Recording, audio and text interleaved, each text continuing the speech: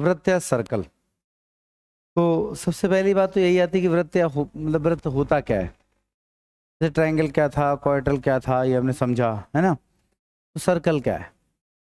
तो सिंपली अगर हम किसी एक निश्चित बिंदु को स्थिर कर दें, उससे कुछ डिस्टेंस ले लें,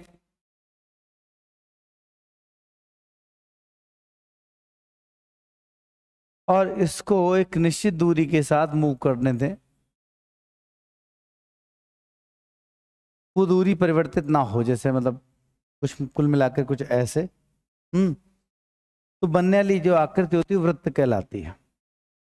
ये जो निश्चित बिंदु है, इस सर्कल का सेंटर, निश्चित दूरी, वृत्त की त्रिज्या रेडियस, और जो ये रास्ता मतलब जो हम घूमते हैं ऐसे, ये बिंदुपथ वृत्त की परिधि कहलाता है, सरकमफ्रेंस कहलाता है।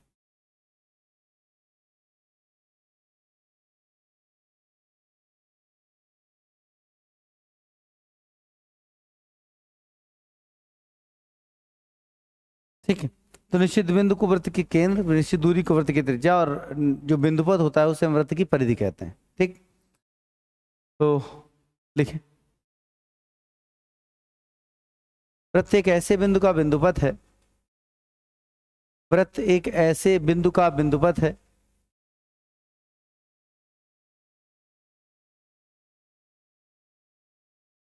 जिसकी एक निश्चित बिंदु से दूरी सदैव निश्चित हो। Circle is a locus of a point, circle is a locus of a point, वृत्त एक ऐसे बिंदु का बिंदुपथ है जिसकी एक निश्चित बिंदु से दूरी सदैव निश्चित होती है। Circle is a locus of a point which have a constant distance, which have a constant distance from a constant point, which have a constant distance from a constant point, जिसकी एक निश्चित बिंदु से दूरी सदैव निश्चित होती है। निश्चित बिंदु को वृत्त का केंद्र,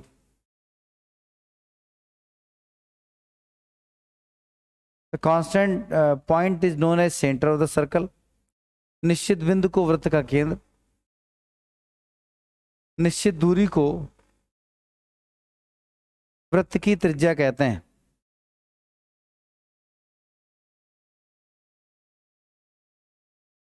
निश्चित बिंदु को वृत्त का केंद्र, निश्चित दूरी को वृत्त की त्रिज्या कहते हैं।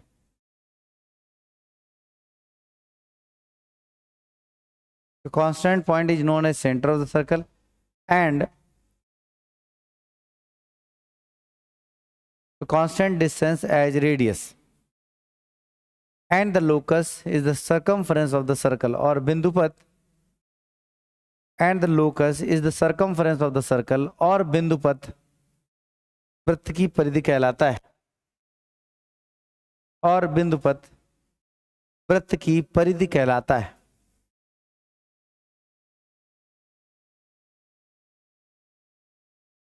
छोटा सा ऐसे फिगर बना छोड़ दीजिए।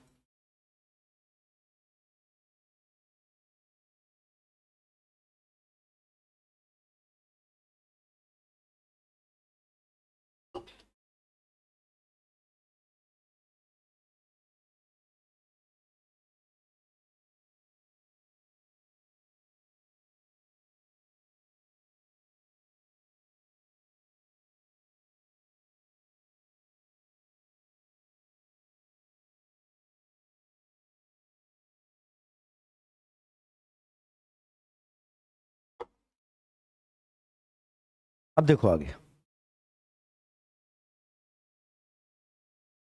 जैसे मान लो सर्कल बन गया है तो उसकी कुछ और टर्मिनोलॉजी, परिधि आपने समझ ली है। इस परिधि के एक छोटे से हिस्से को, जैसे मान लो एक सर्कल है, उसकी एक डायमीटर है, एक मतलब डायरेक्शन है।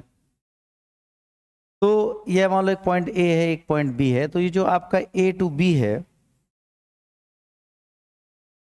ये आपका लघु चाप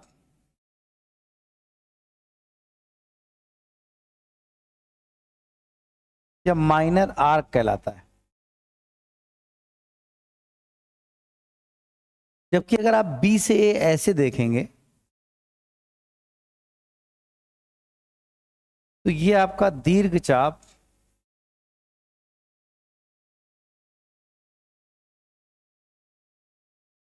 मेजर आर्क कहलाता है। ठीक, इसी तरह से अगर आप वृत्त में सेंटर से इस तरह दो रेडियसेस को मिला दें,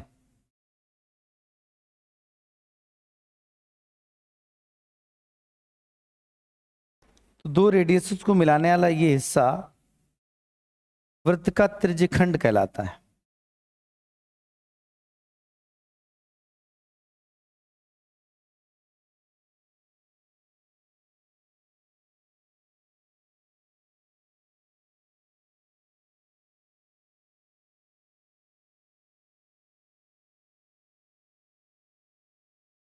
माइनस सेक्टर कहता है, त्रिज्यखंड कहलाता है। जैसे ये अगर आप लाइन ऐसे से ड्रॉ करें,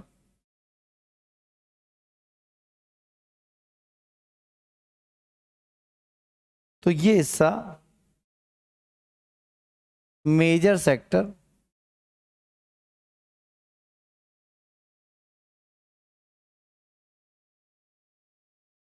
या दीर्घ त्रिज्यखंड कहलाता है।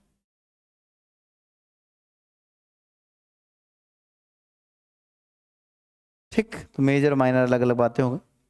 इसी तरह से ये आपका सर्कल, ये आपने एक लाइन ड्रॉ की ए टू बी, तो ये सर्कल के जीवा या कॉर्ड है।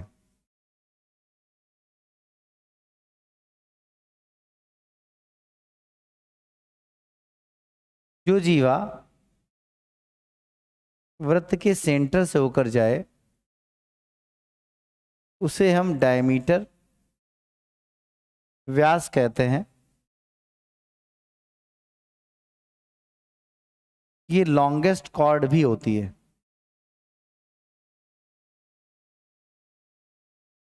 वृत्त की सबसे बड़ी जीवा अगर कोई है तो खुद व्यास है। इसी तरह से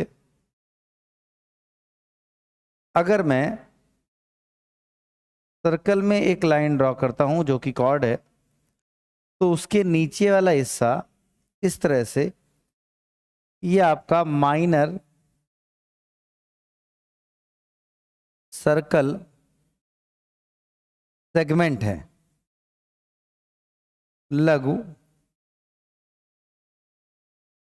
वृत्त खंड है।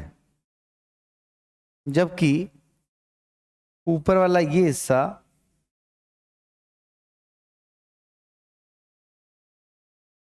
मेजर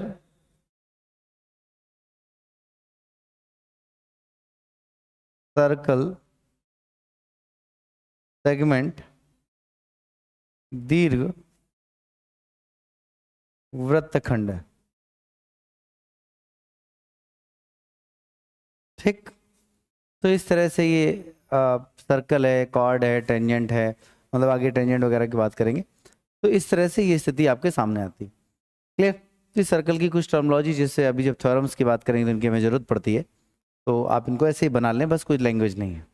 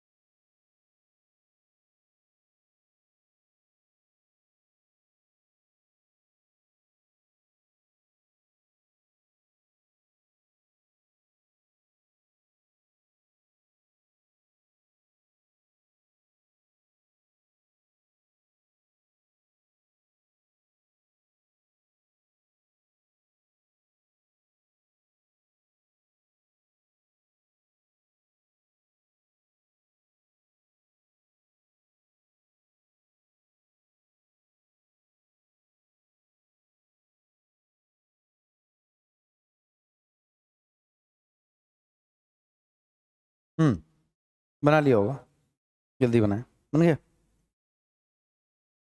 कंप्लीट करिए जल्दी से।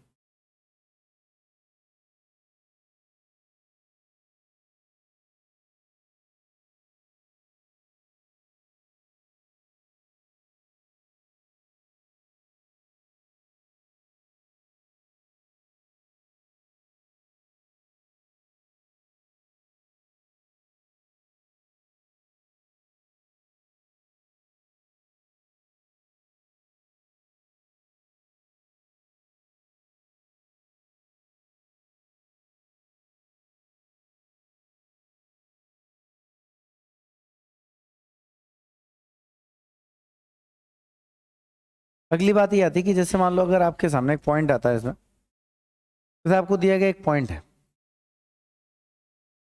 उससे वृत्त कितने गुजर सकते हैं, ये अगर क्वेश्चन अराइज हो तो आपका आंसर होगा किसी भी एक दिए गए बिंदु से गुजरने वाले वृत्तों की संख्या इनफाइनाइट हो सकती है, ऐसे भी गुजर सकते हैं हर तरफ से। इसी तरह से अगर किसी कोई 2 पॉइंट्स दिए जाएं और उनसे होकर गुजरने वाले वृत्तों की संख्या पूछ ली जाए,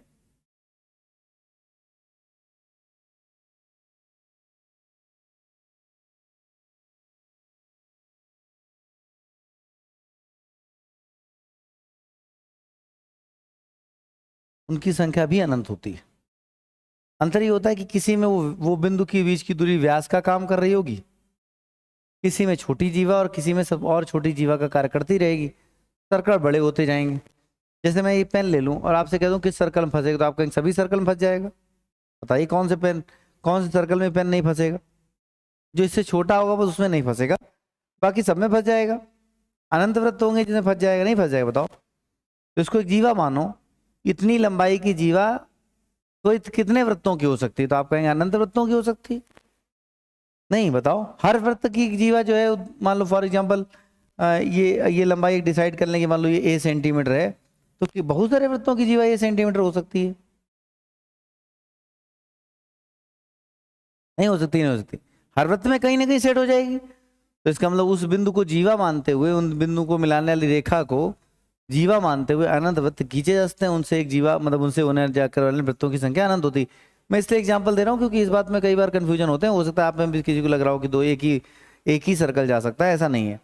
दो बिंदुओं की निश्चित दूरी को, दो बिंदुओं को निश्चित कर दिया जाए तो उनसे पास होकर जाने वाले वृत्तों की संख्या भी अनंत होती। ठीक। लेकिन अगर 3 बिंदु निश्चित कर दिए जाएं तो फिर सिर्फ और सिर्फ एक निश्चित वृत्त ही जा सकता है। One and only one circle can be pass from 3 certain point या 3 डिफाइंड पॉइंट्स। सिर्फ और, क्योंकि जब 3 बिंदु होंगे वो भी इंपॉर्टेंट है कि they must be non collinear. ऐसा ना हो जाए कि तीनों बिंदु कॉलिनियर हो जाएं, तो उन तीनों से होकर जाने वाले वृत्तों की संख्या होगी ही नहीं। कोई भी वृत्त ऐसे करके घूम के ऐसे नहीं जाएगा। तो अलग अलग वृत्त तो जा सकते हैं, अलग अलग तो ठीक है, इधर से चला जाएगा इधर चला जाएगा, लेकिन कोई एक वृत्त 3 बिंदुओं से नहीं जाएगा। तो 3 बिंदु असंरेख होने चाहिए, तो उनसे केवल एक वृत्त जा सकता है। बात समझ रहे हैं? अब 4 अगर बिंदु दिए जाएं तो उनके लिए कुछ नहीं कह सकते, 5 के लिए कुछ नहीं कह सकते। क्यों? क्योंकि 4 बिंदु अगर हमारे पास साइक्लिक हुए तब तो ठीक है भाई, एक सर्कल जाएगा, और साइक्लिक नहीं हुए तो कोई सर्कल जाएगा नहीं जाएगा, इस बात की कोई गारंटी नहीं है। तो वैसे तो अनंत बिंदुओं से होकर वृत्त बनता है। वृत्त खुद भी एक बिंदु पथ है जो अपने आप में अनंत बिंदुओं को मिलाकर बनता है। तो ऐसे तो अनंत बिंदु साइक्लिक होते हैं, लेकिन दिए गए कोई 4 बिंदु साइक्लिक होंगे नहीं होंगे, इस बात को डायरेक्टली नहीं कहा जा सकता, पहले नहीं कहा जा सकता। उसके लिए डेटा चाहिए होता है। बात क्लियर है? तो अगर कोई बिंदु स्थिति में कोई बिंदु दिए जाते हैं तो उनके साइक्लिक होना या ना होना आगे के और डेटा पर डिपेंड करेगा। 3 बिंदु अगर असंरेख हैं तो यहां तक मैं कह सकता हूं कि वो साइक्लिक जरूर होंगे। ठीक, तो ये एक पॉइंट बनता है, इस पर क्वेश्चन पूछा जा सकता है। ठीक है, तो लिखें एक दिए गए बिंदु से होकर, एक दिए गए बिंदु से होकर अनंत वृत्त गुजर सकते हैं। इनफाइनाइट सर्कल्स में pass from one given point. Infinite circles में pass from one given point, एक दिए गए बिंदु से होकर अनंत वृत्त गुजर सकते हैं।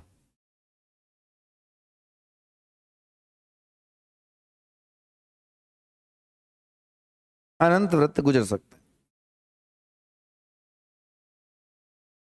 नेक्स्ट पॉइंट, थोड़ी जगह ऐसे छोड़ दीजिएगा ताकि ये वाला फिगर आप बना सकें। दो दिए गए बिंदुओं से होकर from two given points infinite circles में पास, दो दिए गए बिंदुओं से होकर अनंत वृत्त गुजर सकते हैं। इन फाइनाइट सर्कल्स में pass from two given points, infinite circles में pass from two given points, दो दिए गए बिंदुओं से होकर अनंत वृत्त गुजर सकते हैं। तीन दिए गए असंरेख बिंदुओं से होकर, तीन दिए गए असंरेख बिंदुओं से होकर from three given non collinear points one and only one circle may पास।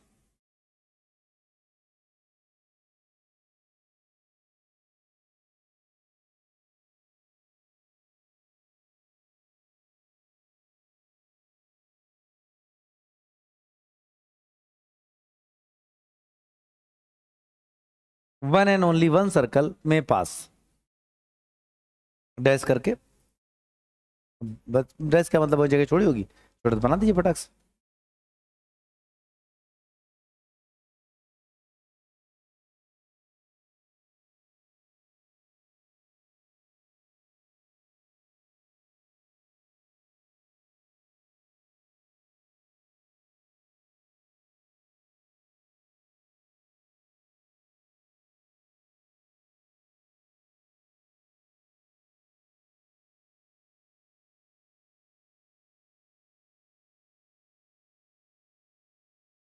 हो गया।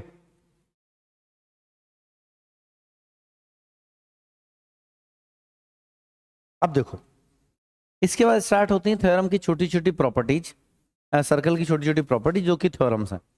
ये डिस्कशन था सर्कल के बारे में, थोड़ा सा हमने पॉइंट्स पे कर लिया, कुछ फिगर्स बना लिए, कोई रूल्स नहीं थे। मतलब आप कह सकते हैं कि सर्कल्स के बारे में अगर उसकी टर्मोलॉजी की बात करें कि वो कैसे कैसे बनता है, उसके बारे में क्या क्या बात की जा सकती है, किसी किसी टर्म्स की कैसे कैसे यूज किया जाएगा, क्या क्या कहा जाएगा, व्यास कहेंगे तो हम उसका क्या मतलब समझेंगे, त्रिज्या कहेंगे तो उसका क्या मतलब समझेंगे, वो अलग बात है कि वो इतना जनरल था कि लगता है फालतू लिख रहे हैं, बट एग्जैक्टली यहीं से सर्कल स्टार्ट होता है।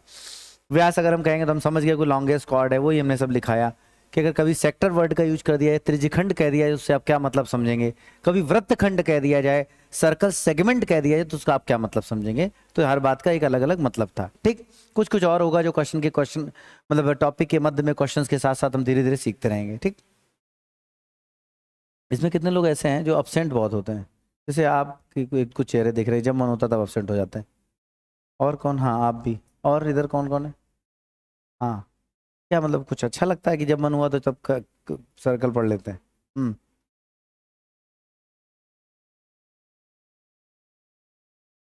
अभी ठीक है सब, चलो नहीं नहीं कुछ होगा, सॉरी अगर कुछ ऐसा हुआ हो, लेकिन मेरा भी अपना पॉइंट है ना, मतलब मैं उसके लिए कंसर्न हूँ। कितने लोग ऐसे हैं जो इधर अक्सर अपसेंट हो जाते हैं। फिलहाल इस हफ्ते में एक बार भी अपसेंट हुए हो, इस पूरे वीक में एक बार भी अपसेंट हुए, हाँ बताइए क्यों। और हम्म, क्यों बैठी, हाँ इधर, कोई खास वजह, बैठी, और इधर, अब आप बताइए। हाँ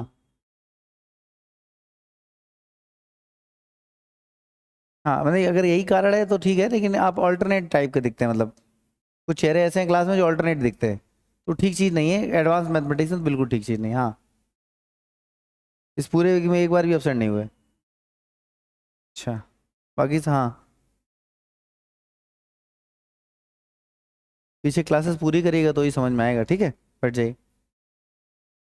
तो सर्कल की पहले तरफ इससे ज़्यादा मैं बात नहीं करूँगा, लेकिन ये ठीक नहीं है, मतलब रेगुलर रहिए, रहिए तो रेगुलर रहिए, नहीं बंद कर दीजिए। वैसे भी खत्म होने वाली है, क्यों ही ये कहोगे कि पढ़ा था बट आया नहीं, रेगुलर आप थे नहीं, है ना, तो फिर कैसे आएगा। तो सर्कल की पहली थ्योरम आती है कि जीवा और सेंटर में अगर मिड पॉइंट को मिला दिया जाए तो वो परपेंडिकुलर का रिलेशन शो करते हैं। और ये कोई बहुत बड़ी प्रॉपर्टी नहीं, आइसोसेलेस ट्रायंगल में भी सब ऑलरेडी बात कर चुका हूँ। ठीक, ये सर्कल है मान लीजिए। अब सर्कल में आपकी कॉर्ड है, ये आपकी ए और बी हुई, ये आपका सेंटर है ओ, ये आपका क्या है सेंटर। सेंटर से आपने मिलाया, ये तो रेडियस हो गई। तो नियम आता है कि जब आप मिड पॉइंट को मिलाते हैं तो सदैव लंब होता है। तब कह सकते हैं गिवन है कि ए बी कॉर्ड है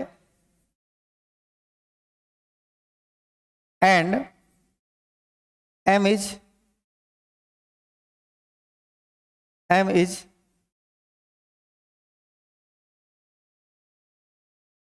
mid point of A B, और जो प्रूफ है, जो बात है, जो स्टेटमेंट है वो ये है कि O M perpendicular to A B कि केंद्र से जीवा के मध्य बिंदु को मिलाने वाला रेखाखंड जीवा पर लंब होता है। अगर हम प्रूफ की बात करें तो प्रूफ बहुत ही सरल है। अगर आप ध्यान देंगे तो ट्राइंगल आपका ओ ए एम, ट्राइंगल आपका O A M will be congruent to triangle O M B. अगर आप ट्राइंगल देखेंगे तो ओ ए एम और ओ एम बी आपस में कॉन्ग्रुएंट हो जाएंगे। और बड़ी सिंपल सी बात है, ये आर आर बराबर है, ये मिड पॉइंट इसलिए ये बराबर है, और ओ एम कॉमन है, मैं लिखूंगा नहीं, पर्याप्त है, सब कुछ ऑलरेडी दिख रहा है। तो अगर कॉन्ग्रुएंट हो गए तो इसलिए हम सिंपली कह पाएंगे कि ये बगल वाले एंगल बराबर होंगे angle A M B, A M O plus angle O M B बराबर 180। बट ये दोनों को अगर हम थीटा थीटा माने कॉन्ग्रुएंसी से तो कोई प्रॉब्लम तो है नहीं, तो थीटा प्लस थीटा बराबर 180, तो इसलिए थीटा बराबर आ गया 90 डिग्री। इससे ये सिद्ध हुई, इसलिए हम कह सकते हैं कि O M is perpendicular to A B, O M A B पर परपेंडिकुलर है। ठीक, तो ये पहली थ्योरम हो गई। उसके बाद अगली बात इसी का कन्वर्स आता है। कन्वर्स बिल्कुल सिंपल है कि भाई ऐसा है कि अगर हम केंद्र से जीवा पर लंब डालेंगे तो समद्विभाजित करने लगेगा। ये आपका ओ, ये आपका ए, ये आपका बी, और फिर वही कहानी कि आपने लंब डाला तो triangle O A M will be congruent to triangle O M B reason. लंब डाला तो 90-90, ये इसके बराबर, ये कॉमन, तो ऐसे एस लग गई। ऐसे है साइड एंगल साइड की प्रॉपर्टी, तो फिर कॉन्ग्रुएंट हो गए, और फिर से कॉन्ग्रुएंट हो गया तो ए एम जो है वो आपका एम बी के बराबर हुआ। ए एम जो है वो आपका एम बी के क्या हुआ बराबर। तो इसलिए इसमें आप ये कह सकते हो गिवन ये है कि ए बी कॉर्ड है and O M is perpendicular to A B, और ओ एम ए बी पर परपेंडिकुलर है। तो इस तरह से हम ये पाते हैं कि ट्रायंगल जो आपका ओ एम है और ट्रायंगल आपका जो ओ एम बी है वो आपस में सर्वांगसम होंगे, वो सर्वांगसम होंगे तो उस स्थिति में हम ये कह पाएंगे, इसलिए M is mid of A B. सिद्ध होता है सरल भाषा में कॉन्ग्रुएंसी से। और थ्योरम ये है कि अगर केंद्र से जीवा पर लंब डालो या केंद्र से जीवा के मध्य बिंदु पर मिलाओ, दोनों एक बात है। लंब डालोगे तो मध्य बिंदु पर आएगी, और मध्य बिंदु पर मिलाओगे तो अपने आप लंब होगी। तो लिखें किसी वृत्त में, in any circle, in any circle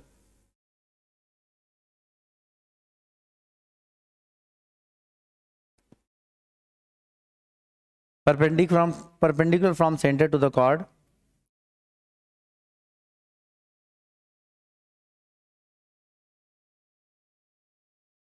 perpendicular from centre to the chord, किसी वृत्त में केंद्र से जीवा पर डाला गया लंब जीवा को समद्विभाजित करता है। Perpendicular from centre to the chord always bisect the chord, always bisect the chord, पहले ये लिखेंगे, पहले इधर वाला, ऑलवेज बाइसेक्ट द कॉर्ड। इसका विलोम भी सत्य है, या फिर आप दोबारा लिख लीजिएगा, पहले अक्षर लिख लीजिए, पहले वो उधर वाला फिगर बना लीजिए। केंद्र से जीवा पर डाला गया लंब जीवा को समद्विभाजित करता है। अगर आप परपेंडिकुलर डालेंगे मध्य में मिलेगी, परपेंडिकुलर ड्रॉ करेंगे तो मिड पॉइंट पर मिलेगी। वो वाली बात हो गई, वो वाला फिगर बना लीजिए।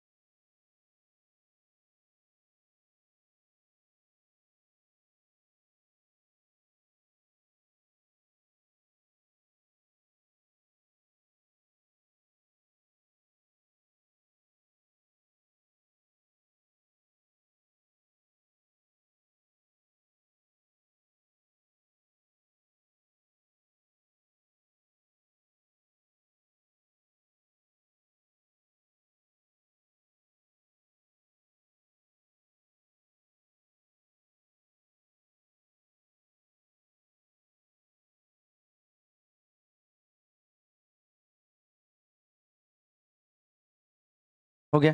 दूसरा स्टेटमेंट लिखें, केंद्र से जीवा के मध्य बिंदु पर मिलाने वाला रेखाखंड, केंद्र से जीवा के मध्य बिंदु को मिलाने वाला रेखाखंड जीवा पर सदैव लंब होता है। The line segment joining the centre to the mid point of the chord, centre to the mid point of the chord, always perpendicular to the chord, always perpendicular to the chord. केंद्र से जीवा के मध्य बिंदु को मिलाने वाला रेखाखंड जीवा पर सदैव लंब होता है, जीवा पर सदैव लंब होता है।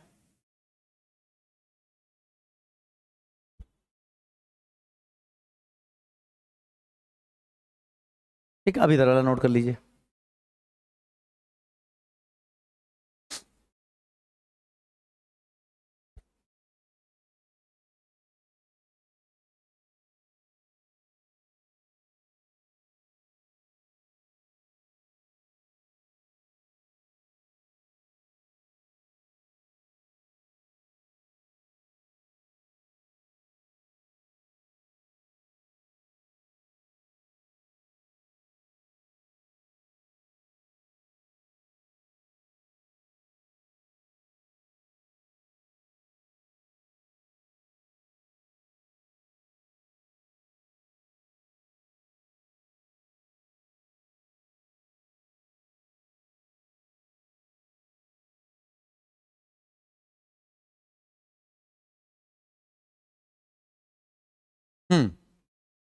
हो गया, जल्दी बनाए।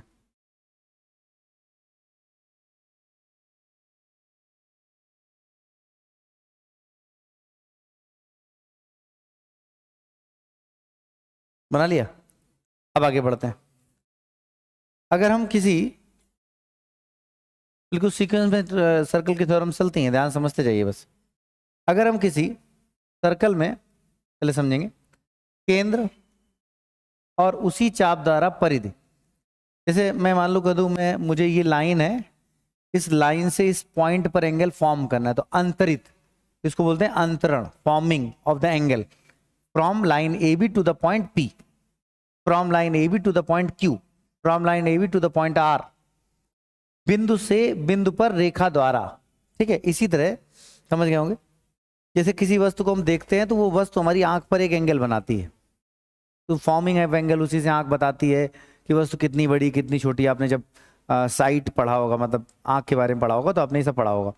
तो फॉर्मिंग ऑफ द एंगल का कंसेप्ट होता है, बड़ी सिंपल सी बात है। फॉर्मिंग तो वर्ड का क्या मतलब वो समझ में आ गया होगा इतनी देर में। किसी वस्तु के एंड पॉइंट से किसी बिंदु पर, किसी वस्तु के किसी एंड पॉइंट से किसी बिंदु पर मिलाने पर जो एंगल बनता है, that is formed angle, formed angle, अंतरित कोण। ठीक, तो अगर हम किसी सर्कल में हों और सर्कल में एक चाप ले लें, अब चाप क्या वर्ड था वो मैं आपको पहले समझा चुका हूं, अब समझ गए, मैंने वहां पर शब्दावली भी जब बात की, चाप, आर्क।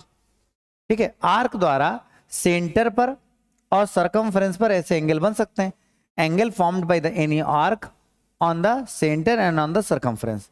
तो ये पॉइंट आपने मान लो सी ले लिया, ये पॉइंट आपका ओ है, तो ये एंगल डबल होता है। कैसे होता है वो समझिए, ये मैं कई बार यूज कर चुका हूं, डबल होता है, डबल होता है। हमने कहा था सर्कल में जब पहुंचेंगे तो ऑटोमेटिक आएगा, वो एक सीक्वेंस ऑफ थ्योरम्स है, वो अपने आप प्रूव होगा। तो यहां से इसको मिला दिया जाए,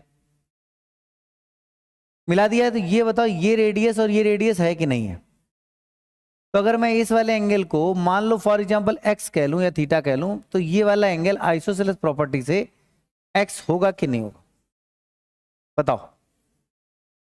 अगर इधर वाले पार्ट को अगर मैं y कह लूं, तो विद आइसोसेलेस प्रॉपर्टी, क्योंकि ए भी रेडियस होगा, तो ये वाला पार्ट भी ऑटोमेटिक। अब इस लाइन को थोड़ा सा आगे बढ़ा दिया जाए, इस लाइन को थोड़ा सा आगे बढ़ा दिया जाए, तो आप किसी ट्राइंगल में एक्सटीरियर एंगल प्रॉपर्टी पढ़ चुके हैं। ये अगर थीटा है और ये आपका फाई है, तो ये जो एंगल होगा वो आपका थीटा प्लस फाई होगा। ये एंगल अगर थीटा है, ये एंगल फाई है, तो ये एंगल आपका थीटा प्लस फाई होगा। बोलो बात समझ में आ रही है नहीं आ रही है, क्लियर। तो हमने यहाँ बढ़ाया, ये आपका थीटा एक्स, ये आपका वाई, ये वाई, तो ये वाला एंगल की अगर बात करें तो ये पॉइंट हो गया, ये हमने मिलाया, और ये वाला जो एंगल है वो आपका हो गया 2y। और जब हमने इसको बढ़ाया तो ये x है, ये x है, तो ये वाला जो एंगल हो गया वो आपका हो गया 2x। बोलो सही है। ऐसी परिस्थिति में मैं ये कह सकता हूं कि इस परिस्थिति में जो ये एंगल है ये आपका वाई वाई ये 2y हुआ, ये एक्स एक्स ये 2x हुआ। कोई डाउट? अगर यहां तक कोई समस्या नहीं है तो इस परिस्थिति में ये वाई वाई ये 2y ये एक्स प्लस 2x, तो अगर हम देखें तो एंगल ए सी बी हमारा x प्लस वाई है, और एंगल जो हमारा ए ओ बी है वो आपका 2x प्लस वाई है। बोलो सही है कि नहीं? 2x प्लस 2y, तो इसका मतलब ये वाला एंगल पूरा इसका डबल नजर आ रहा है। इसलिए मैं कह सकता हूं कि angle A O B is equal to twice of the angle A C B. प्रूवमेंट समझ में आया? तो किसी भी वृत्त में किसी चाप द्वारा केंद्र पर अंतरित कोण परिधि पर अंतरित कोण का फॉर्म्ड एंगल का ट्वाइस होता है।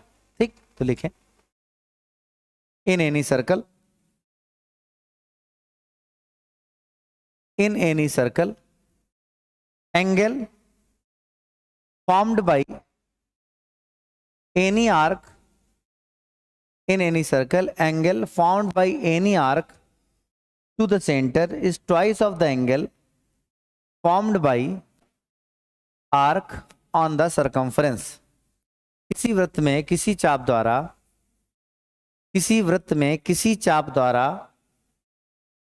केंद्र पर अंतरित कोण, किसी वृत्त में किसी चाप द्वारा केंद्र पर अंतरित कोण परिधि पर अंतरित कोण का केंद्र पर अंतरित कोण परिधि पर अंतरित कोण का 2 गुना होता है। The angle formed by any arc on the centre is twice of the angle formed bye arc on the circumference. किसी वृत्त में किसी चाप द्वारा केंद्र पर अंतरित कोण परिधि पर अंतरित कोण का दुगना होता है। फटाक से बना लीजिए प्रूवमेंट वो छोटा सा।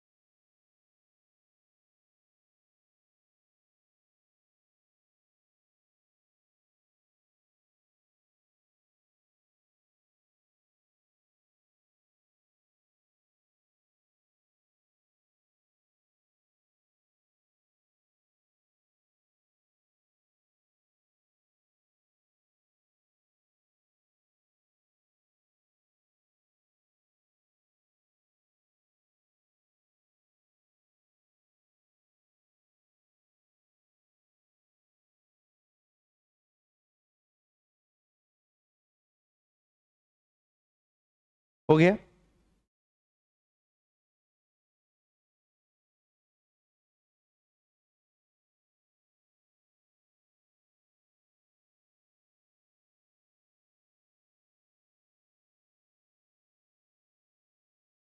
आगे देखिए, जिस थ्योरम आपने समझी उसी से सोचिए कि अगर मैं एक चाप लूं और उससे ये एंगल बनाऊं, फिर इसी चाप से इधर एंगल बनाऊं, इसी चाप से इधर एंगल बनाऊं, और चाहे जितने एंगल बनाता रहूं, सेंटर पर अगर मैं एंगल एक बार को सोचूं तो मान लेते हैं ये अपनी इजीनेस के लिए 2 थीटा, तो ये 2 थीटा है तो ये 2 थीटा है तो ये 2 थीटा है तो ये 2 थीटा है तो ये, मतलब इसी तरफ चाहे जितने कोण बनते रहें। इस वाले में आप एक फिगर और छोटा सा साइड में बना सकते हो कि जैसे मान लो आपने कभी इधर एंगल बनाया, तो जब आप इधर एंगल बनाओगे, मान लो आपने थीटा लिया, तो फिर इधर आपका 2 थीटा होगा ऑन द सेम साइड। ऐसा नहीं कि यहीं कहीं कर दो, गलत हो जाएगा। प्रूवमेंट कहां से लाओगे उसका? भाई ये प्रूवमेंट इधर एंगल होगा तो एंगल प्रूवमेंट इधर आएगा ना, तो अगर इधर एंगल हो जाएगा तो प्रूवमेंट मतलब उधर जाएगा। ठीक, ये आप छोटा सा फिगर बनाकर छोड़ सकते हो। तो क्या हुआ कि अगर आप यहाँ आर्क देख रहे हो तो इस आर्क से आपने ये 2 थीटा, तो इधर थीटा थीटा चाहे अनंत बनाते रहो, ठीक है ना। तो क्या नियम मिला, पिछले वाले थ्योरम से हमने पाया, तो क्या नियम मिला, नियम ये मिला कि एक ही चाप द्वारा वृत्त की परिधि पर ऑन द सेम साइड एक ही तरफ बनने वाले कोणों की वैल्यू समान होती है। तो लिखें एक ही चाप द्वारा, एक ही चाप द्वारा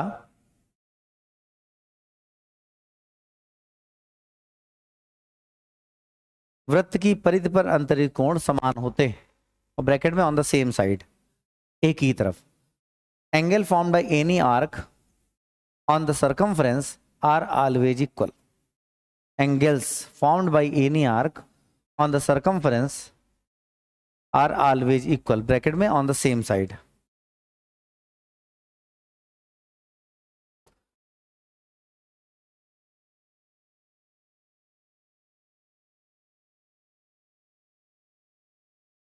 एक ही चाप द्वारा वृत्त की परिधि पर अंतरित कोण समान होते हैं, बस ब्रैकेट में लिख लेंगे एक ही तरफ। अब ये नहीं कि एक उधर बना रहे हो एक इधर बना रहे हो, तो गलत हो जाएगा, वो नहीं लागू होगा।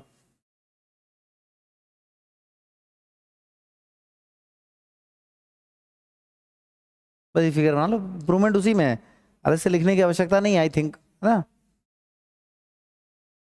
देखो इंप्रूवमेंट तो वही है ना जो फिगर में ही समझा जाए। ज्योमेट्री उतनी ही याद रहेगी जितनी फिगर में याद रहेगी। बहुत सारे प्रश्न बड़े होते हैं तो मजबूरन थोड़ा बहुत लिखना पड़ता है, लेकिन फिगर में जितनी वर्किंग होती है वही आपके काम की है, क्योंकि है ही ज्योमेट्री फिगर है, कंसेप्ट ही पूरा फिगर के आसपास मूव करता है। वो तो लिखा जाता है जब हम एकेडमिक में होते हैं 9th में 10th में, बट हमें वो लिखने की जरूरत है नहीं, क्योंकि हम कॉम्पिटेटिव एग्जाम में हमें ऑप्शन तक पहुंचना है। तो जितना फिगर पे हम काम कर लेंगे उतना इंपॉर्टेंट। उसको बगल में लिख के हम लिखा जाए एंगल ए माना एंगल ए ओ बी बराबर 2 थीटा, तो उसका कोई सेंसलेस है, अभी आपको उसकी कोई आवश्यकता नहीं। फिर आ जाओ आगे। अगर मैं किसी सर्कल में देखूं तो एक छोटी सी बात, angle on semi circle is always of 90 degree. अर्धवृत्त पर बना कोण समकोण होता है। अर्धवृत्त बना कोण समकोण होता है कहने का मतलब ये हो कि जैसे मान लो ये आपका एक ए बी आपकी है कॉर्ड और ये सेंटर हो गया, तो आधा वृत्त उधर होगा आधा वृत्त उधर होगा। अब आपका नियम यह था कि अर्धवृत्त पर बना कोण हमेशा समकोण होता है। ये सी ले लिया जाए, अर्धवृत्त पर, ये अर्धवृत्त आधा वृत्त है ना, सेमी सर्कल पर बनने वाला एंगल हमेशा 90 डिग्री होता है। एंगल ए सी बी जो होता है वो हमेशा 90 डिग्री होता है। क्यों? तो क्यों का नियम बड़ा सरल है, ये आपका 180, तो ये इसका आधा तो हो जाएगा 90। अभी जस्ट सिखाया 2 थीटा तो थीटा, तो अर्धवृत्त पर बना कोण सदैव समकोण होता है। ठीक, आधा इधर इधर भी बनाओगे तो भी सेम बात, तो उधर से देख लेंगे। नहीं आया भाई, ये आपका ये इस वाले आर्क ने सेंटर पर 180 बनाया, तो इसका आधा सर्कमफ्रेंस में बनाएगी, तो आधा 90 डिग्री। तो लिखिए अर्धवृत्त पर बना कोण समकोण होता है। Angle on semi circle is always of 90 degree. Angle on semi circle is always of 90 degree. अर्धवृत्त पर बना कोण सदैव समकोण होता है। बना लो figure, angle on semi circle is always of 90 degree.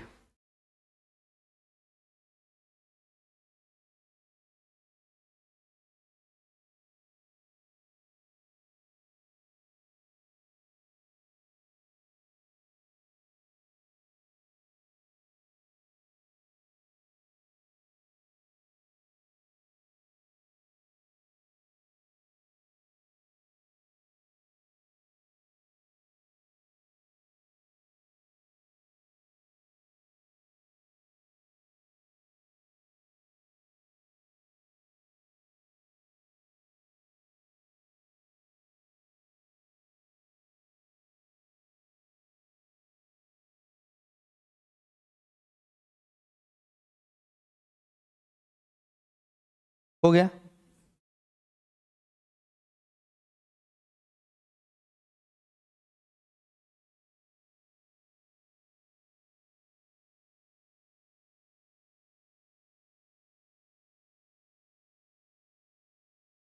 एक छोटी सी बात और समझिए,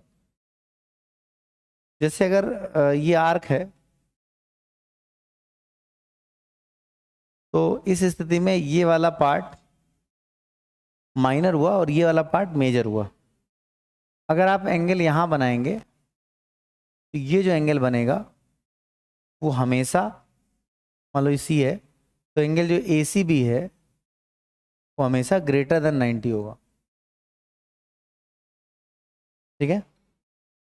अगर आप माइनर आर्क पर मेजर आर्क पर बनाएंगे तो अगर आपके पास सी यहां आता है तो angle A C dash B always less than 90 होगा। ठीक, इसके लिए कुछ प्रूवमेंट की आवश्यकता नहीं। जब आप यहां जाएंगे तो ऐसी स्थिति में ये जो एंगल बनेगा वो हमेशा 180 से ग्रेटर बनेगा, और जब 180 से ग्रेटर होगा तो आधा होकर 90 से ग्रेटर आएगा।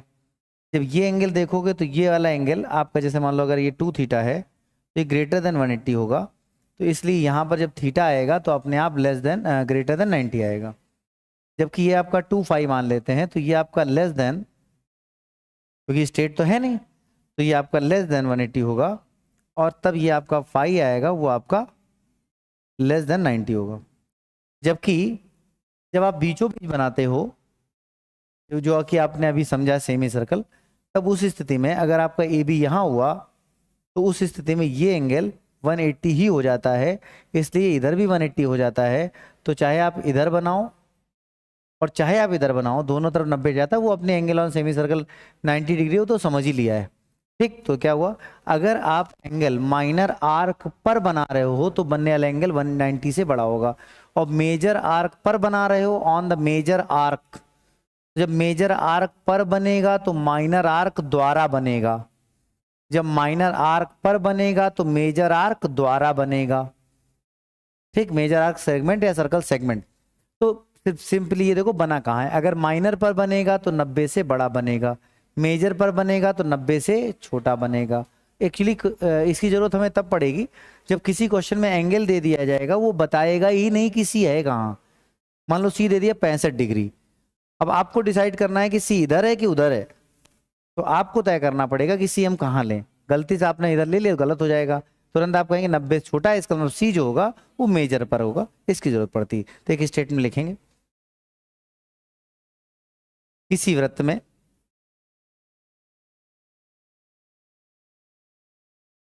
इन any circle angle on minor arc is always greater than 90।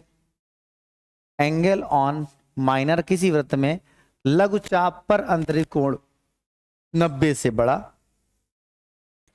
और दीर्घ चाप पर अंतरित कोण 90 से छोटा होता है। लघु चाप पर अंतरित कोण 90 से बड़ा और दीर्घ चाप पर अंतरित कोण 90 से छोटा होता है।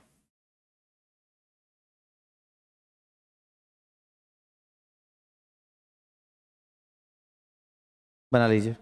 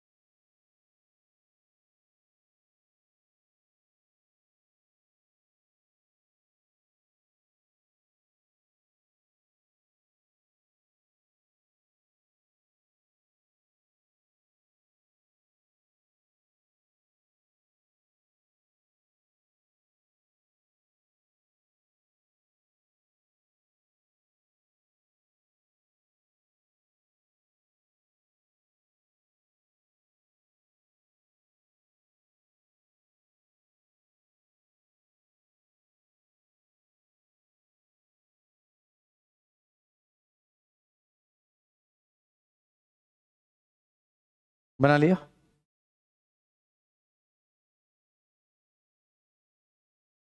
थोड़ा और आगे देखते हैं। जैसे मान लो अगर हम किसी वृत्त में दो जीवाएं खींच लें, अगर हम किसी सर्कल में 2 कॉर्ड्स ड्रॉ कर ले तो 2 कॉर्ड्स ड्रॉ करने पर वो प्रतिच्छेद करती हैं। जैसे मान लो सर्कल है, उस सर्कल में 2 जीवाओं ने एक दूसरे को प्रतिच्छेद किया। मान लो ये आपकी ए बी है और ये आपकी सी डी है। इन 2 जीवाओं ने एक दूसरे को मान लो पी बिंदु पर प्रतिच्छेद किया, ठीक, इंटरसेक्टिंग। ये इंटरनली भी हो सकता है और एक्सटर्नली भी हो सकता है, मतलब ये इंटरनल इंटरसेक्शन है और ये इंटरसेक्शन एक्सटर्नली भी हो सकता है। एक आपकी ये जीवा, एक आपकी ये जीवा, ये आपकी ए बी है, ये आपकी सी डी है और ये प्रतिच्छेदन बिंदु पी है। तो ए बी और सी डी उनके इंटरसेक्शन पॉइंट हुए, ये आपने देखा। मैं कहा ठीक है, तो ये उनके इंटरसेक्शन पॉइंट हो गए, ये आपका पी पॉइंट हो गया। ए बी सी डी ने प्रतिच्छेद किया एक दूसरे को सिंपली जाकर यहाँ पे। तो हमने कहा ठीक है। अब देखो एक इंपॉर्टेंट बात देखो, अभी हमने थोड़ी देर पहले डिस्कस किया था कि अगर मान लो मैं इस आर्क पर कंसंट्रेट करूँ तो इस आर्क से जो एंगल बनेगा वो इस वाली आर्क, मतलब इधर जो फॉर्म होगा वो आपका ये फॉर्म होगा। तो ये क्या थीटा, तो अगर इसी आर्क से देखिए, अगर मतलब इन सब चीज़ों को बहुत कंसंट्रेटली देखिए, यहाँ से ये वाला और इस तरफ ये वाला, अगर इनको देखेंगे तो ये दोनों एंगल आपके बराबर ही होंगे, ठीक है। तो ये एंगल हमने यहाँ से देखा तो ये वाला एंगल, और इधर से देखा ये वाला एंगल, तो ये थीटा है तो ये भी थीटा होगा, सही है। फिर दोबारा देखिए, अगर हम देखें तो सिंपली इस वाली आर्क को पकड़िए, यहाँ से ये, और इस वाली आर्क को देखिए। सोचिए यहाँ खड़े होकर हम देख रहे हैं ऐसे, तो ये वाला जो एंगल आपको नजर आएगा, ये वाला एंगल यहाँ, उसको अगर मैं बेसिकली मान लो फाई ले लूंगा या फाई ले लूं ऐसे, ठीक। तो फिर इसी आर्क से ये देखिए यहाँ है कि नहीं, तो वो भी फाई होगा, angle form by same arc का नियम। तो ऐसी परिस्थिति में सिंपली पाऊंगा कि अगर मैं ये फाई एज्यूम कर लूं इस वाली आर्क के नियम से, तो ये वाला भी फाई होगा, उसी आर्क से बन रहा है, एंगल बाई सेम आर्क, ठीक है। तो ये वर्टिकली अपोजिट पहले से है, तो हम पाएंगे कि ट्राइंगल जो आपका PAC है that is will be similar to triangle PBD, है कि नहीं। पर छोटी छोटी थ्योरम सर्कल में प्रूव होती है, क्योंकि उसके पहले के प्रूवमेंट्स ऑलरेडी हम ट्राइंगल में समझ चुके हैं, है ना, कि सिमिलरिटी कैसे होती समझ चुके हैं। तो ये दोनों हो गए सिमिलर, दो एंगल बराबर मिले, तीसरा वर्टिकली अपोजिट मिला, और जब एंगल बराबर हो तो ट्राइंगल कैसे हो गए, सिमिलर। समरूप त्रिभुजों की संगत भुजाएं अनुपातिक होती हैं। तो ऐसी परिस्थिति में अगर हम फाई के सामने देखें तो PA, यहां पर फाई के सामने देखें तो PD, यहां पर थीटा के सामने देखें PC, और यहां थीटा के सामने देखें तो PB। उसके बाद AB AC और BDP हो सकता है, बट उसका कोई जरूरत नहीं है, यहां क्रॉस करा दें तो PA into PB that's equal to PC into PD। वैसे लिखा ऐसे जाता है कि जीवाओं के भागों के गुणनफल बराबर होते हैं, बात वही है, ठीक है। तो जीवाओं के जो पार्ट्स होते हैं उनके प्रोडक्ट जो होते हैं इक्वल होते हैं, कैसे होते हैं वो आपने समझा। लेकिन ये एक्सटर्नली डिवीजन में भी ऐसे ही लागू होता है। जब आप एक्सटर्नली डिवीजन करते हैं तो उस कंडीशन में ये बनने वाला क्वाड्रेटल एक साइक्लिक क्वाड्रेटल बन जाता है। अभी इसके बाद साइक्लिक क्वाड्रेटल का जिक्र होगा। तो साइक्लिक क्वाड्रेटल का जो एक्सटीरियर एंगल होता है वो अपोजिट इंटीरियर के बराबर होता है। तो exterior angle of cyclic quadrilateral is opposite to equal to opposite interior, भाई इस कोण का मान सम्मुख अंतः कोण के बराबर होता है। कहने का मतलब ये हुआ कि ये एंगल अगर मैं थीटा मानूं तो ये ऑटोमेटिकली थीटा होगा, अपोजिट इंटीरियर, एक इधर छोड़ो एक इधर छोड़ो। इसी तरह इस वाले एंगल को अगर मैं फाई एज्यूम करूं तो ये वाला भी फाई होगा, ठीक। साइक्लिक क्वाड्रेटल की प्रॉपर्टी है, ठीक। अभी आगे लिखाएंगे। तो अगर देखा जाए तो हम कह पाएंगे ट्राइंगल जो आपका PAC है वो आपका सिमिलर हो जाएगा ट्राइंगल, क्योंकि एक एंगल तो आपका कॉमन हो गया PBD के। तुरंत हम कहेंगे इसमें थीटा के सामने PA, उस वाले में थीटा के सामने PD, फिर देखो इस वाले में फाई के सामने PC, और उस वाले में फाई के सामने PB। फिर क्रॉस करा दो तो PA इंटू PB बराबर PC इंटू PD।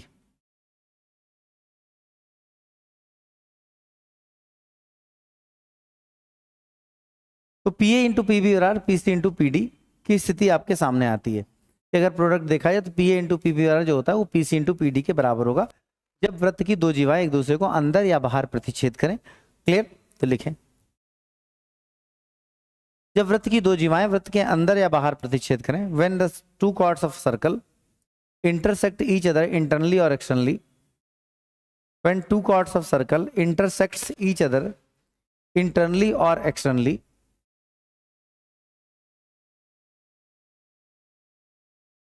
जब वृत्त की दो जीवाएं वृत्त के अंदर या बाहर प्रतिच्छेद करें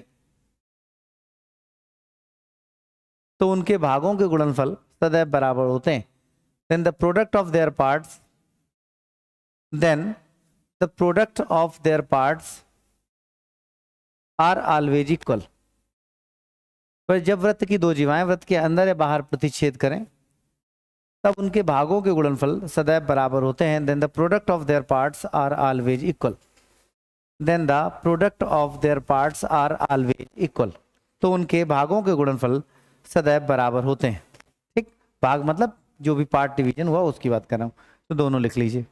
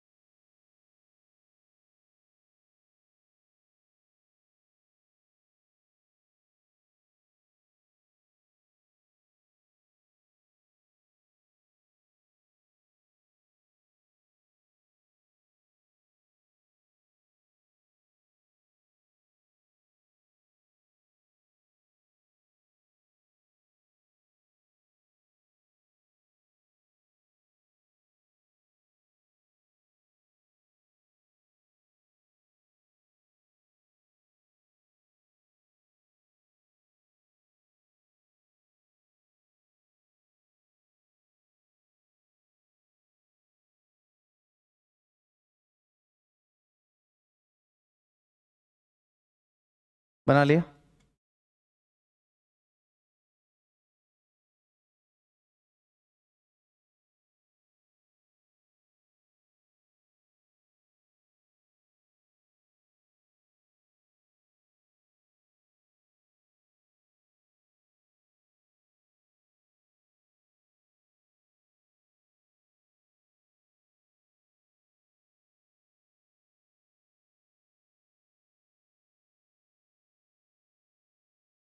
नहीं डालिए। साइक्लिक क्वाड्रेटल चक्रीय चतुर्भुज, साइक्लिक क्वाड्रेटल चक्रीय चतुर्भुज।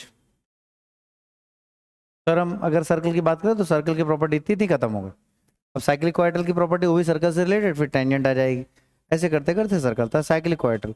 दो प्रॉपर्टी हैं और दोनों को समझिए। तो सबसे पहली बात तो ये कि साइक्लिक क्वाड्रेटल होता क्या है, what is the cyclic quadrilateral. तो नॉर्मल सिनेरियो में जिसके शीर्ष वृत्त की परिधि पर हो उसे हम साइक्लिक क्वाड्रेटल कह लेते हैं। लेकिन खैर इतना ही पर्याप्त नहीं है, शायद इसको ऐसे कहा जाए तो शायद ज़्यादा बेटर होगा कि ऐसे क्वाड्रेटल को साइक्लिक क्वाड्रेटल कहा जाएगा जिसके चारों शीर्ष वृत्त कर परिधि पर हो या हो सकते हो। जैसे साइक्लिक क्वाड्रेटल में अगर आप ये सोचते हैं कि मान लेते हैं कि ये आपका एक सर्कल है और इस सर्कल में इसकी परिधि पर चार शीर्ष वाला एक क्वाड्रेटल बना और इस क्वाड्रेटल को हम साइक्लिक क्वाड्रेटल कहेंगे। देखने में बात तो सही लग रही, लेकिन एक बार थोड़ी देर के लिए इमेजिन करिए कि अगर मैं ये कह दूं कि भाई हमने ये जो आपका सर्कल है वो हम भूल जाएं,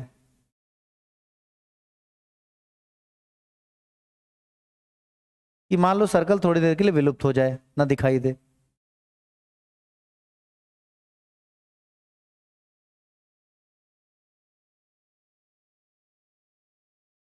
तो हमारा सर्कल है, जो हमारे पास सर्कल बना हुआ था उस सर्कल को हम थोड़ी देर के लिए भूल जाएं कि भाई वो सर्कल आपके पास नहीं है, तो क्या हम एबीसीडी क्वाड्रेटल को साइक्लिक क्वाड्रेटल कहना बंद कर देंगे? जब उसके चारों शीर्ष वृत्त की परिधि पर थे तब हम उसको साइक्लिक क्वाड्रेटल कह रहे थे, लेकिन मान लो वो सर्कल हम मिटा दें या बनाए ही ना, तो क्या वो साइक्लिक क्वाड्रेटल नहीं है? वो तो है। साइक्लिक की प्रॉपर्टी ये नहीं है कि सर्कल दिखाई दे, साइक्लिक ये साइक्लिक है तो साइक्लिक है, सर्कल बना हो ना बना उससे क्या फर्क पड़ता है? मतलब वो एक ऐसा क्वाड्रेटल है जिसके चारों शीर्ष वृत्त की परिधि पर थे या हो जाएंगे, मतलब उसके चारों तरफ एक सर्कल बनाया जा सकता है। ऐसा कोई भी चतुर्भुज, ऐसा कोई भी पेंटागन, ऐसा कोई भी हेक्सागन साइक्लिक कह जाता है जिसके चारों तरफ वृत्त खींचा जा सकता है। तो इसका मतलब हुआ कि अगर है तो सोचने की जरूरत नहीं है, भाई दिखाई दे रहा है, नहीं है तो क्या हो सकता है, तो चेक करना पड़ेगा दिमाग से, प्रॉपर्टीज से। अगर चेक हुआ कि साइक्लिक उसके चारों तरफ एक सर्कल पॉसिबल है, उसके चारों तरफ एक सर्कल पॉसिबल है, तो इसका मतलब that can be a cyclic quadrilateral, तब वो एक साइक्लिक क्वाड्रेटल होगा, that will be a cyclic quadrilateral. तो कहने का नियम क्या बना कि ऐसा हर चतुर्भुज साइक्लिक क्वाड्रेटल कहलाएगा जिसके चारों तरफ या तो वृत्त दिखाई दे या दिखाई दे सकता हो, मतलब या तो हो या हो सकता हो। क्लियर? अब साइक्लिक क्वाड्रेटल की प्रॉपर्टी पूरी होती है। ठीक, कहने का मतलब ये बात, अब तुरंत दूसरी बात आ गई कि ये कैसे डिसाइड होगा कि उसके चारों तरफ वृत्त खींचा जा सकता है? तो ये डिसाइड होगा साइक्लिक क्वाड्रेटल की प्रॉपर्टीज से। कोई ट्रायंगल इक्विलेटरल ट्रायंगल हम इसलिए कह पाते हैं कि that follow the property of equilateral triangle. तो साइक्लिक क्वाड्रेटल की अपनी कुछ प्रॉपर्टीज होंगी, जब कोई क्वाड्रेटल उस प्रॉपर्टीज को फॉलो कर लेगा तो इसका मतलब उसके आसपास एक सर्कल बन सकता होगा, तो उसको हम साइक्लिक क्वाड्रेटल कह पाएंगे, और नहीं करेगा तो नहीं करेगा। नहीं समझे मेरी बात? तो कहने का मतलब ये डिपेंडेंसी होगी उसकी प्रॉपर्टीज पर, उसकी प्रॉपर्टीज के अकॉर्डिंग डिसाइड हो पाएगा that will be a cyclic quadrilateral और नॉट। ठीक, तो लिखें चक्रीय चतुर्भुज एक ऐसा चतुर्भुज जिसके चारों ओर एक वृत्त हो या हो सकता हो,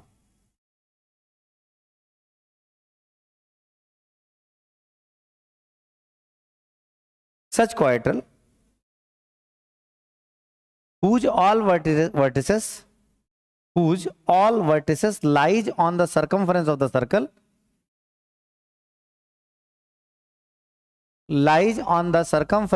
circle, or it may possible that they will lie on the circumference of the circle, or it may possible that they will lie, they मतलब vertices lie on the circumference of the circle। अब अगली बात तुरंत बाद में आएगी, भाई कैसे डिसाइड होगा कि साइक्लिक क्वाड्रेटल कौन सी प्रॉपर्टी फॉलो करे? ठीक है, तो पहले फिगर बनाने की आवश्यकता है नहीं, बस पर्याप्त तो जब लिख रहे हैं। पहली प्रॉपर्टी है रूल नंबर 1। तो रूल नंबर 1 क्या है?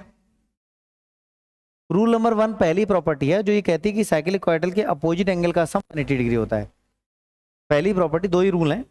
पहला रूल है कि साइक्लिक क्वाड्रेटल के अपोजिट एंगल का sum of opposite angle of cyclic quadrilateral is 180 degree. Opposite angle का जो सम होता है वो 180 डिग्री होता है। तो कैसे चेक कराएं, जरा देखने की जरूरत है। ये आपका सेंटर हो गया, यहां से हमने मिलाया। अगर इस एंगल को हम ए मानते हैं तो क्या इस वाले एंगल को 2a कहने में कोई बुराई है? अगर ये आपका एंगल सी है तो क्या इस वाले एंगल को 2c कहने में कोई बुराई है? सही है। अगर इसमें कोई प्रॉब्लम नहीं है तो क्या एक बताओ कि अगर हम ऑन पॉइंट को देख लें तो क्या 2a + 2c को 360 कहने में कोई प्रॉब्लम है? तो क्या angle A plus angle C बराबर 180 होगा या नहीं होगा? बिल्कुल होगा। This is the first property of cyclic quadrilateral. किसी भी चक्रीय चतुर्भुज के सम्मुख कोणों का योग 180 डिग्री अंश होता है। इसी तरह आप दूसरी तरफ वाला भी सिद्ध कर सकते हैं। वैसे अगर एक आपने सिद्ध कर दिया तो दूसरे को सिद्ध करने की जरूरत क्या है? भाई चारों कोणों का योग 360 होता है, दो अपोजिट एंगल का सम 180 हमने सिद्ध कर दिया, तो बचे हुए का अपने आप 180 डिग्री हो जाएगा। तो ये पहली प्रॉपर्टी हुई कि सम ऑफ अपोजिट एंगल 180 डिग्री होता है। दूसरी प्रॉपर्टी है कि किसी भी साइक्लिक क्वाड्रेटल का जो एक्सटीरियर एंगल होता है, जो बहिष्कोण होता है, वो सम्मुख अंतः कोण के बराबर होता है। अभी हमने कहा था कि हमने अभी साइक्लिक पढ़ाऊंगा तो इस प्रॉपर्टी को सिद्ध भी करूंगा कि अगर कोई सर्कल आपका, अगर कोई क्वाड्रेटल साइक्लिक क्वाड्रेटल है तो उसके अपोजिट एक्सटीरियर एंगल हमेशा आपको बताया गया था कि बनता है किसी साइड को एक्सटेंड करके। किसी साइड को एक्सटेंड करके एडजेसेंट साइड के साथ बनने वाले एंगल को हम एक्सटीरियर एंगल कहते हैं। एक्सटीरियर एंगल अपोजिट इंटीरियर के बराबर होता है। तो हमने कहा देखो ऐसा है, ये आपका ABCD मान लो हमने ले लिया। तो अगर हम देखें कि ये वाला आपका एंगल थीटा है जिसको मैंने एक्सटीरियर कहा है, और ये आपका एंगल B है, और ये आपका एंगल D है। अगर हम ऑन पॉइंट B देखें तो ये बात पहले जानते हैं कि angle B plus angle theta या थीटा बराबर 180 डिग्री होगा। स्ट्रेट लाइन का नियम होगा या नहीं होगा स्ट्रेट लाइन से। और and by cyclic quadratic property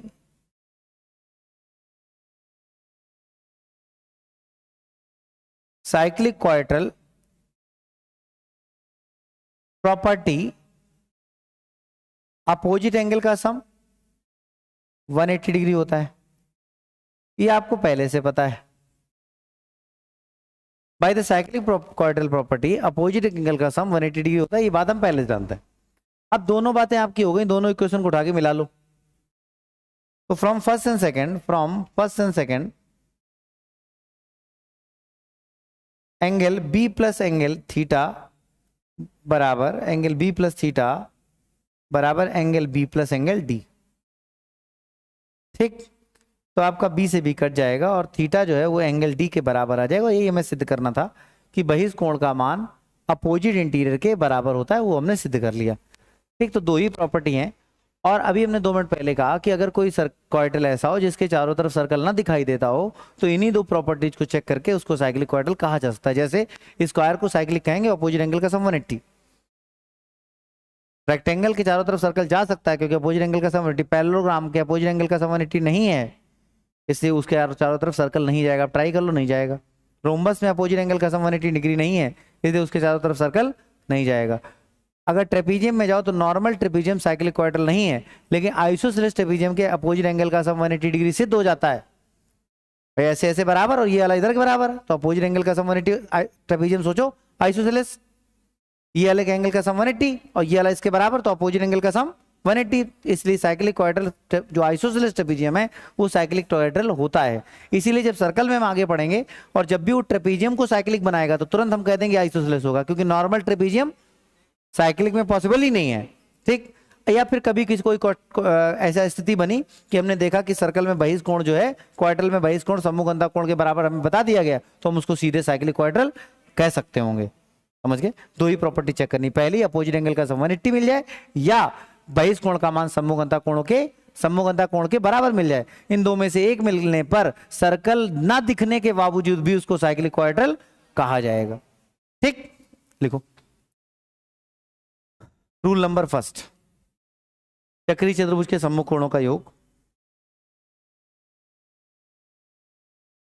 cyclic quadratic sum of opposite angle of cyclic quadratic is always 180। चक्रीय चतुर्भुज के सम्मुख कोणों का योग 180 अंश होता है। Sum of opposite angles of cyclic quadratic, चक्रीय चतुर्भुज के सम्मुख कोणों का योग 180 अंश होता है। Sum of opposite angles of cyclic quadratic is always of 180 degree. चक्रीय चतुर्भुज के सम्मुख कोणों का योग सदैव 180 अंश होता है। रूल नंबर 2, दोनों एक साथ नोट करेंगे। चक्रीय चतुर्भुज का बहिष्ठ कोण, चक्रीय चतुर्भुज का बहिष्ठ कोण सम्मुख अंतः कोण के बराबर होता है। The exterior angle of cyclic quadratic का exterior angle of cyclic quadratic is always equal to opposite interior, is always equals to opposite interior. चक्रीय चतुर्भुज के बहिष्ठ कोण का मान सम्मुख अंतः कोण के बराबर होता है। डैश करके दोनों नून एक एक करके नोट कर ली फिगर।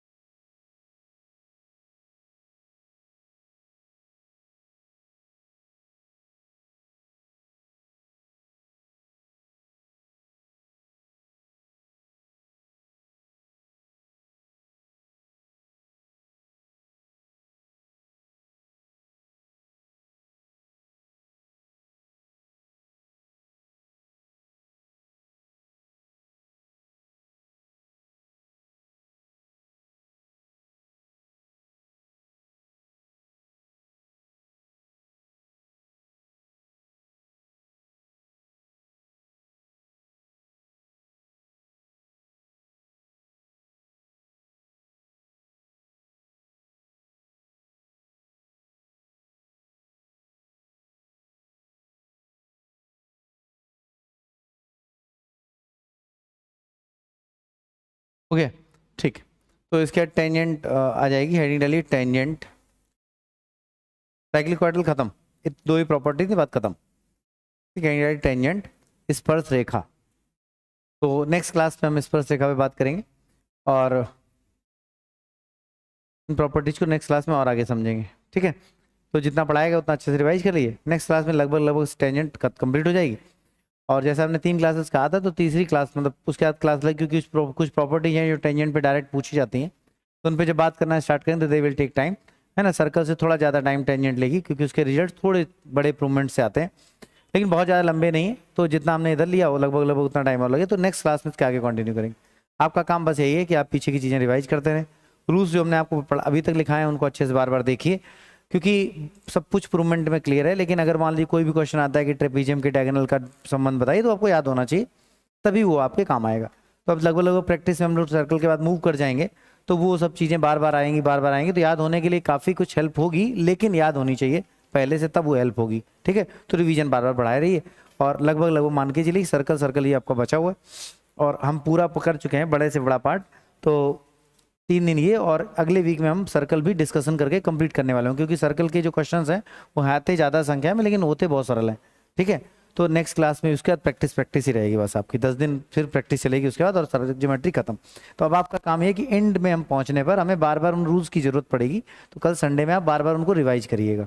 ठीक, ओके, गुड कल फिर।